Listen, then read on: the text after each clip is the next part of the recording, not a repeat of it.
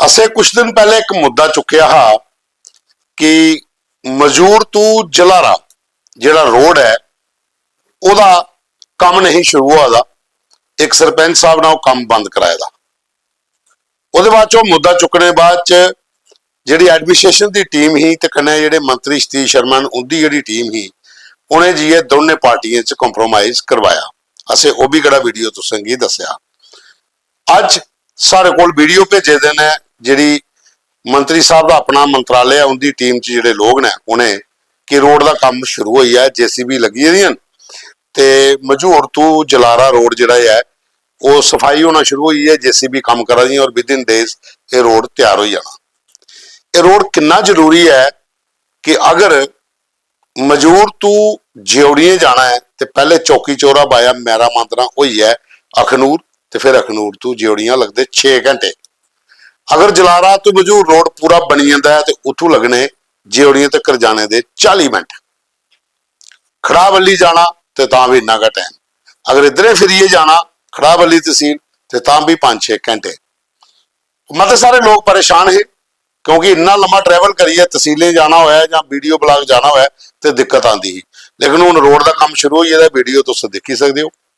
ये बिक्रमजीत सिंह ने उनकी टीम च उन्हें भेजे कि यह काम जो है शुरू हो गया और बड़ी जल्दी है रोड जो विद इन डेज तैयार हो जाना ब्लैक टॉप करने। और जिन्हें भी पंचायत घार है मजूर है जिन्हें अगे पिछले ग्रां उतों के लोगों की बड़ा फायदा ये हो जाए। तो साथियों तुम दिखा दो द न्यूज़ रूम 24 आवाज़ तो हूँ पवन शर्मा तुंदी सरकार तुंदे मुद्दे एक नवे एपीसोड च तुंदा मता मता स्वागत। इंपैक्ट होंदा खबर का टाइम लगता है।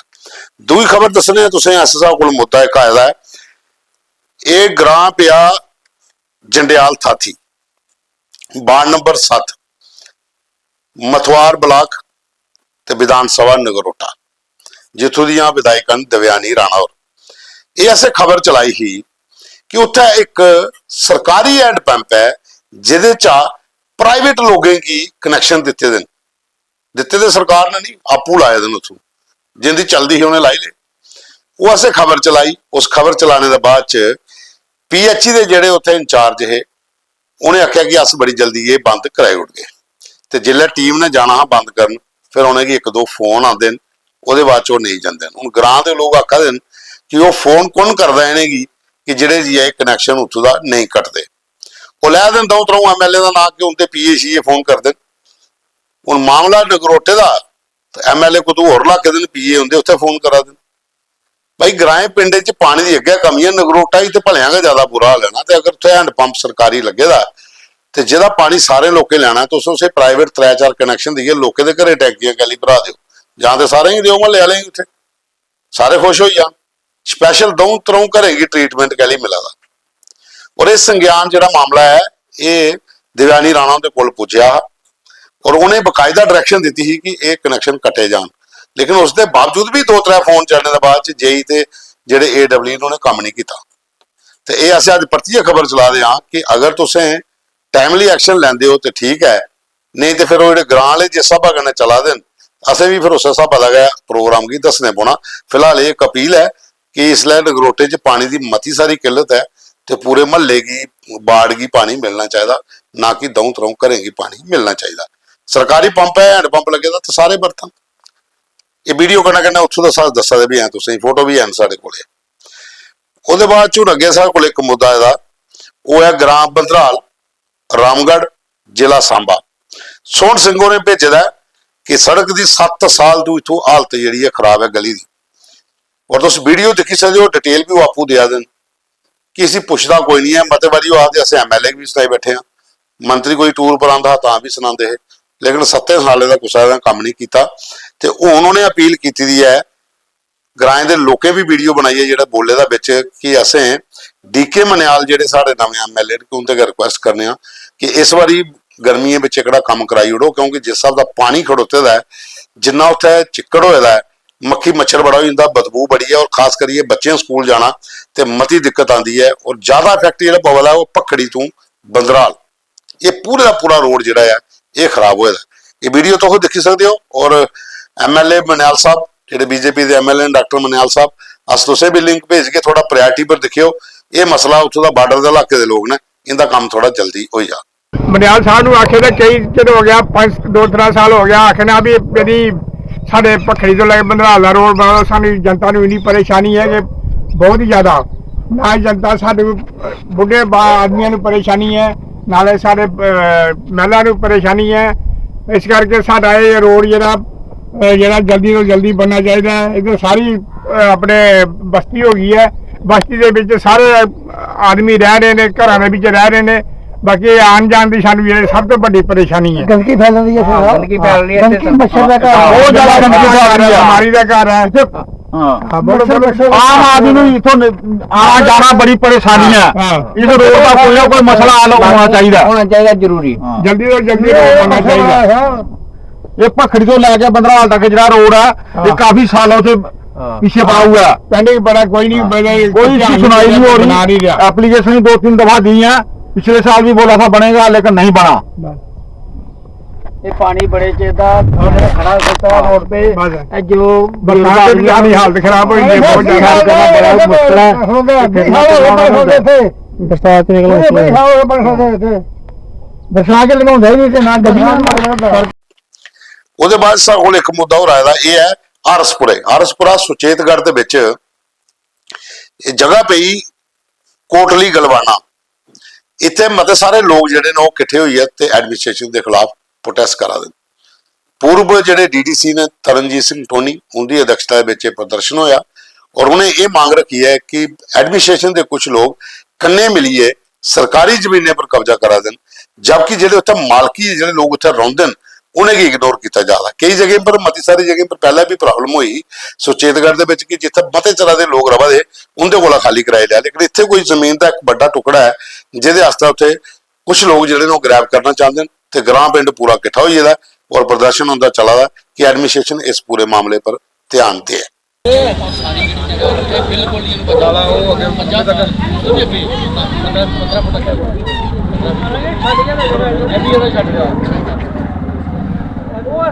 मैं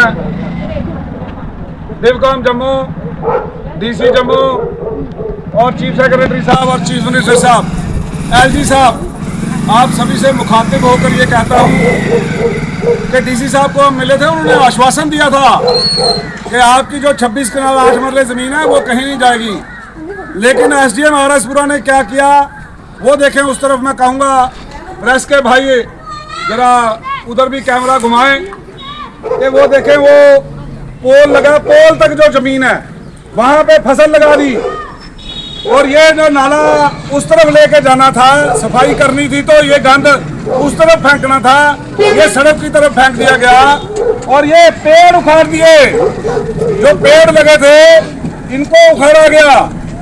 और ये छायादार पेड़ जब गर्मी थी तो हमको चाहिए थे, लेकिन एसडीएम आरएसपुरा को ये नजर नहीं आया कि वो कब्जा उधर है, वो इधर वाले पेड़ उखाड़े उसके साथ खड़े होकर। अगर हमारी बहनों ने एहतजाज किया तो उनको धमकाया गया, कहा आपके खिलाफ पर्चा लगाया गया। किस बहन को बोला? आओ आगे सामने। ये हमारी बहनें हैं, धक्के लगाए और इनको धक्के मारे गए, इनके खिलाफ बोला कि पर्चे लगाएंगे। तो डीसी साहब, हम हाथ बांध के बेनती करते हैं चीफ सेक्रेटरी साहब, ये एसडीएम हमको जम्मू में यहाँ पे नहीं चाहिए, कहीं भी आरएसपुरा में दरखास्त करनी चाहिए कि यहाँ पे लैंड ग्रैबर के लिए ये है और गरीबों के लिए लाठीचार्ज है। आपने पीर बाबा लैंड में भी देखा, जिसका केस अभी चल रहा है, वहां पे भी हमने बहुत घपला सुना और जो पीर बाबा जिनकी लैंड थी उनको बुलाया नहीं क्या कभी भी डिमार्केशन के टाइम पे, गुमराह किया गया, किसी ने उनको कोई नोटिस सर्व नहीं किया। आपकी लैंड सरकार ले एक नोटिस दे सकती है, कोई नोटिस नहीं दिया। पूरा इलाका डर के माहौल में जी रहा है कि पता नहीं किसकी लैंड का सौदा कौन कर जाए और कहां चली जाए। ये मैं चाहता हूं डीसी साहब आप मौके पे आए, डिवकॉम साहब आप मौके पे आए और चीफ सेक्रेटरी साहब अगर आप आ जाए तो दूध का दूध, पानी का पानी हो जाए।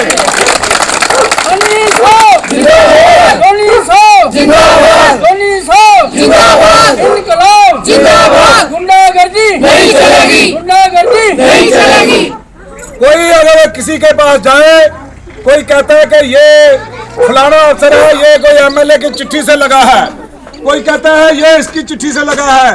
तो मैं जनाब कहता हूँ चीफ मिनिस्टर साहब, ये चिट्ठियां बंद करके कॉम्पिटेंट अफसरों को लगाओ जो गरीबों की सेवा करें, जो लैंड ग्रैबरों के हक में बैठे। ये सारी लैंड ग्रैब हुई है उस पोल तक, ये सारी लैंड ग्रैब हुई है। नाला वहां से लेकर यहाँ तक लाया गया, यहाँ पे 100 ट्राली मिट्टी डाल के ये कणक लगाई गई है। हमने ये चाहा था कि ये उखाड़ना है, तो एसडीएम ने आपको गुमराह किया है जनाब। इस SDM she is not fit for any public posting. मुझे तो यही लगता है, क्योंकि अभी तक हमने जहां तक देखा है यहाँ गरीब से गरीब का मकान गिराया गया और वेरियस एंड अल्टीरियर मोटिव्स। फिर थोड़े दिनों बाद पता चला वो बनने लग पड़ा। क्या हुआ? कोई नक्शा पास नहीं है, कई मकान बने हुए हैं। मेरे पास पता नहीं कितने मकानों की लिस्ट है जो बिना नक्शे के बने हैं।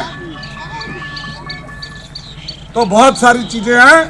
मैं चाहूंगा कि सीबीआई भी 100 मोटो संज्ञान ले ऐसे अफसरों का, ताकि पता चले कि हो क्यों रहा है ये लैंड ग्रैबर, क्यों इतने खुशहाल हैं कि उनकी फसलें लगी हैं और मेरे गरीब लोग जो है अगर बाहर आते हैं कि ये जमीन हमारे बच्चों के लिए पार्क के लिए थी, नाला बना के ये हमारे बच्चों का पार्क बनाना था। वो पार्क तो छोड़ो, इनको लाठी चार्ज किया गया, इनको धक्के मारे गए, इनको जो है इनके ऊपर आपने FIR लगाने के धमकियां दी। तो मैं समझता हूं कि चीफ सेक्रेटरी साहब फौरी तौर पे, अगर पहली फुर्सत में डिफकॉम साहब, डीसी साहब, अगर पहली फुर्सत में कोई काम करना है चीफ मिनिस्टर साहब, LG साहब, तो यहाँ की एसडीएम को यहाँ से ले, वरना हम विरोध प्रदर्शन लगातार करेंगे। हम आने वाले दिनों में एक बड़ा प्रदर्शन रखने जा रहे हैं इसी एसडीएम की जातियों के खिलाफ, क्योंकि हम लोगों के नुमाइंदे हैं। कुछ चुनिंदा जो लैंड ग्रैबर हैं उनके नुमाइंदा नहीं है टोनी सिंह।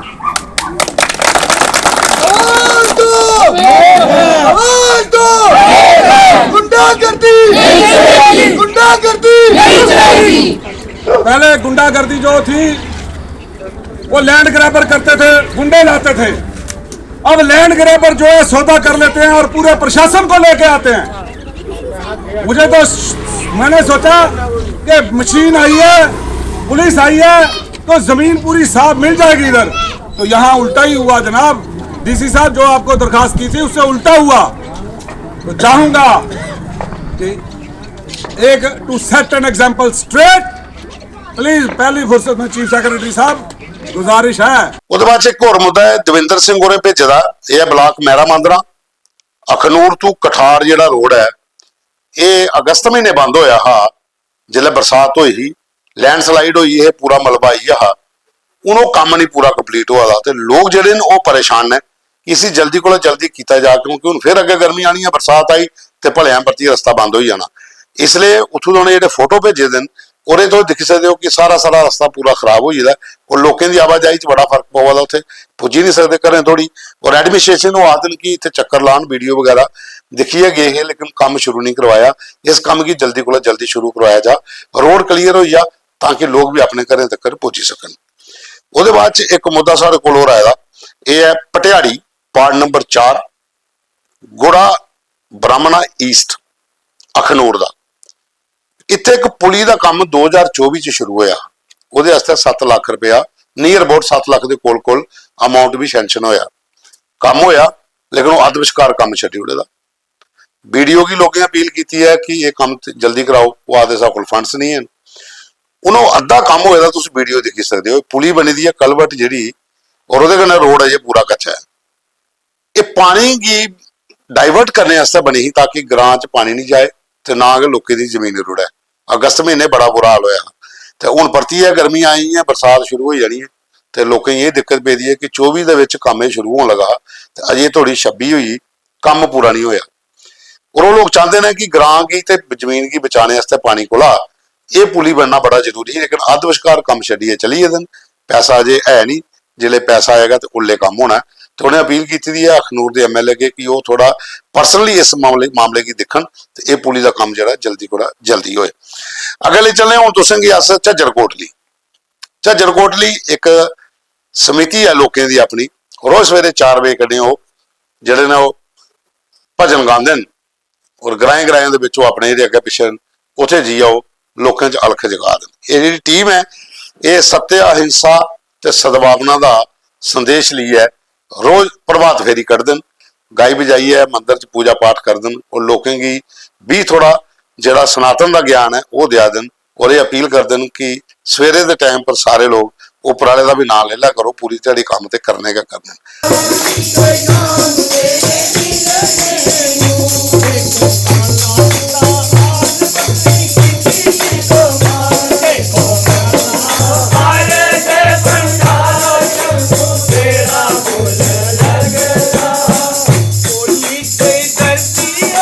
ये भी बड़ा जरूरी है, खास करी आज की भाग दौड़ के उपराले की सब भुला ये बड़ा जरूरी है। और ये बड़ा अच्छा मिशन जो शुरू किया ने इतने ये ग्रां पौंदा चौहारता झज्जर कोटली ब्लाक डंसाल। ये रोज सवेरे निकलते हैं प्रभात फेरी और ग्रां पिंडे में फिरते फिरते मंदिर चाणीए अपना काम जो कीर्तन करिए समाप्त उत्थे कर लेंगे। तो साथियों इस को अज के फोटो वीडियो मुद्दे तो मिल गए सोमवार। प्रोग्राम की पूरा देखिया, लाइक करो, शेयर करो, कमेंट करो और ज़्यादा को ज़्यादा सानू मुद्दे अपने भेजते रहो।